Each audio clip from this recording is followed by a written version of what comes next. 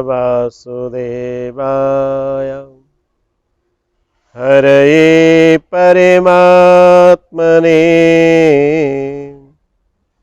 प्रणितक्लेशनाशाय श्रीगोविन्दाय नमो नमः। बोले वृंदावन बिहारी लाल की जय। राजराजेश्वरी मैया की जय। राधे कृष्णा मित्रों, एक बार आप सबका फिर अपनी चैनल स्वामी भक्ति सागर पे आपका हार्दिक अभिवादन करता हूँ। आज मैं सच्ची कथा लेकर के आया हूँ। ये कोई दंत कथा नहीं, भगवान के कृष्ण भक्तों की एक सच्ची कथा जो कि भक्तमाल में गाई गई है, भक्तमाल से ली गई है। हमारा इस चैनल के माध्यम से इन भावों का लाने का एक ही उद्देश्य, एक ही लक्ष्य है कि हमारे जीवन में ज्ञान, भक्ति और वैराग्य की वृद्धि हो सके। महाराष्ट्र पंढरपुर में राका और वाका नाम के भगवान कृष्ण के दो भक्त थे और ये दोनों पति और पत्नी थे। राका पति थे तो वाका पत्नी थी। भगवान से इतना प्रेम करते थे, भगवान के प्रेम के कारण इन्होंने संसार की कोई वस्तु या संसार के किसी सुख की याचना अपने जीवन में की नहीं। आप इस ग्रंथ को उठा करके देखना, भक्तमाल को उठा करके देखना, राका वाका भगवान के प्रेम के सामने और भगवान के प्रेम के कारण संसार की किसी वस्तु से प्रेम नहीं करते। अपनी जीविका निर्वाह के लिए, अपनी जीविका चलाने के लिए इन्होंने एक साधन बनाया था कि प्रातःकालीन दोनों पति और पत्नी लकड़ी काटने के लिए जाते थे और उस लकड़ी को काट करके जो धन प्राप्त हो जाता था उससे वो अपनी जीविका चलाते थे। लेकिन उसके साथ साथ इन्होंने ये भी नियम बनाया था कि आज जो लकड़ी काटेंगे वो आज शाम तक ही बेच करके कल के लिए उससे धन का अर्जन नहीं करेंगे या कल से जीविका की वृत्ति की व्यवस्था नहीं करेंगे, बल्कि एक दिन ही चलाते थे, दूसरे दिन उसकी कोई व्यवस्था नहीं करते थे। राका और बाका इस प्रकार से अपने जीवन को चला रहे थे।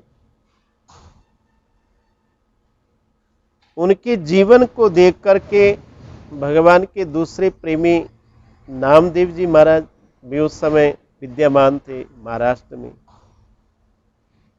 तो नामदेव जी देखते थे भगवान से इतना प्रेम करने वाले, भगवान की इतनी भक्ति करने वाले, और ये अपनी जीविका के लिए इतने परेशान रहते हैं।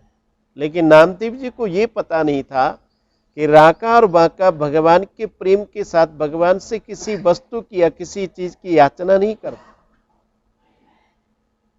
एक दिन भगवान से नामदेव जी ने प्रार्थना की, बोले हे प्रभु, मैं देखता हूं कि राका और बाका आपसे इतना प्रेम करते हैं, लेकिन फिर भी उनकी जीविका सही प्रकार से नहीं चल रही है। मैं चाहता हूं कि आप उनकी जीविका के लिए कुछ करें। भगवान ने प्रकट होकर के नामदेव जी को समझाया। बोले नामदेव जी, बोले क्या आप ये समझते हो कि मैं राका बाका को कुछ देता नहीं या उनकी जीवन की व्यवस्था, उनकी जीविका चलाने की व्यवस्था नहीं कर सकता? कर सकता हूं, लेकिन राका और बाका किसी चीज की कामना ही नहीं करती, या कोई चीज दे भी दूं मैं तो उसे स्वीकार नहीं करेंगे। नामदेव जी के मन में इस बात का बड़ा संदेह होता है, ऐसा कैसे हो सकता है कि राका और बाका भगवान की दी हुई चीज को स्वीकार ना करें। भगवान कहते अगर आपको विश्वास ना होता हो तो आप कल जिस रास्ते से राका बाका लकड़ी काटने के लिए चले जाते हैं वहां आधे रास्ते में आकर के छुप करके बैठ जाना और आप देख लेना कि राका बाका मेरे प्रेम के साथ या मेरे प्रेम के लिए किसी और वस्तु की याचना नहीं करते। अगर मैं उनको दे भी दूं तो उसे स्वीकार नहीं करते। नामदेव जी को इस बात का बड़ा आश्चर्य हुआ, कैसे कैसे हो सकता है कि राका बाका भगवान से कोई वस्तु ना चाहते हो। इसलिए नामदेव जी के मन में जिज्ञासा हो गई इस बात को देखने के लिए, मैं देखूं तो सही। ठाकुर जी से कहते, बोले प्रभु कल मैं आया, मैं देखना चाहता हूं कि राका बाका क्यों नहीं चाहते। भगवान कहते ठीक है, आप भी आ जाना, मैं भी आ जाऊंगा। जिस रास्ते से दूसरे दिन राका और बाका लकड़ी काटने के लिए जाने वाले थे, भगवान ने अपनी माया के द्वारा उस रास्ते पे एक सोने की असरपियां थैली प्रकट कर दी, कुछ असरपियां बाहर बिखेर दी, कुछ थैली के अंदर रख दिया, और ठीक उसी मार्ग में जाकर के भगवान ने छोड़ दी जहां से राका बाका निकलने वाले थे। और नामदेव जी को कह दिया आप छुप करके देखना, प्रकट होकर के मत देखना। पत्नी पीछे से आ रही थी, पति राका जी आगे से जा रहे थे। मार्ग में जाकर के राका जी को जब सोने की असरपियों से भरी थैली मिली तो राका जी की पत्नी थोड़ी दूरी पर पीछे से आ रही थी, इसलिए उनके मन में भाव आया कहीं पत्नी इस असरपियों की थैली को देख करके उनके मन में लोभ न जागृत हो जाए, इसलिए उस पे धूल उठा करके डालने लगे, ढकने लगे। जब ढकने लगे तो थोड़ी देर बाद पत्नी भी आ गई। पत्नी ने पूछा, बोले महाराज ये क्या कर रहे हो।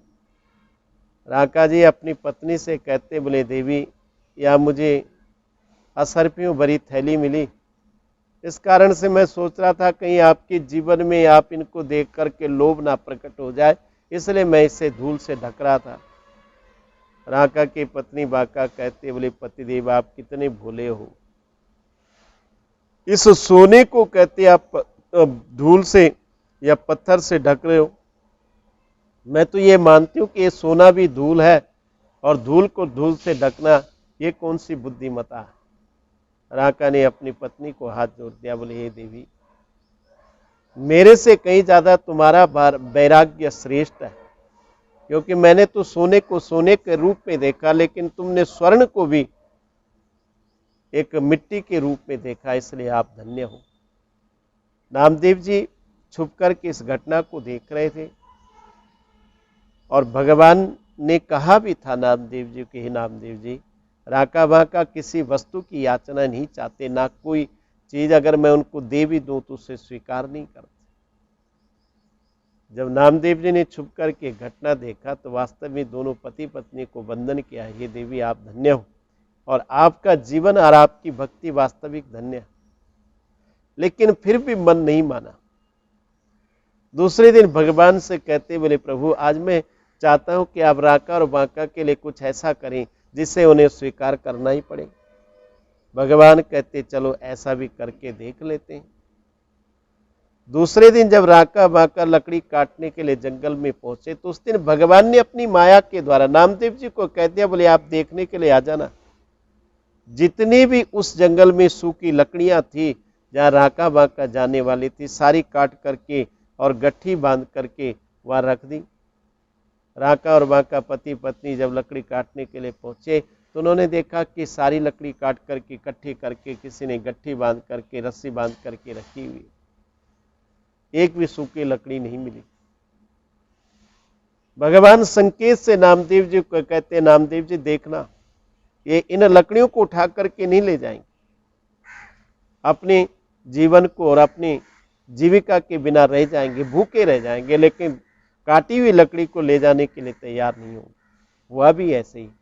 राका और बाका दोनों पति पत्नी जब लकड़ी काटने के लिए पहुंचे तो सारे जंगल में देखी जितनी भी सूखी लकड़ी कट करके बांध करके रखी हुई थी भगवान ने। राका बाका उस दिन वापस खाली लौट करके आ गए और बिना भोजन के शयन करने लगे। नामदेव जी कहते हैं, प्रभु मेरे से अपराध हो गया, मैं राका और बाका की भक्ति को पहचान नहीं पाया। ये कथा भक्तमाल में उद्धृत है। वास्तविक भगवान की भक्ति के सामने जीवन की संसार की जितनी भी वस्तुएं हैं कहीं ना कहीं तुच्छ है।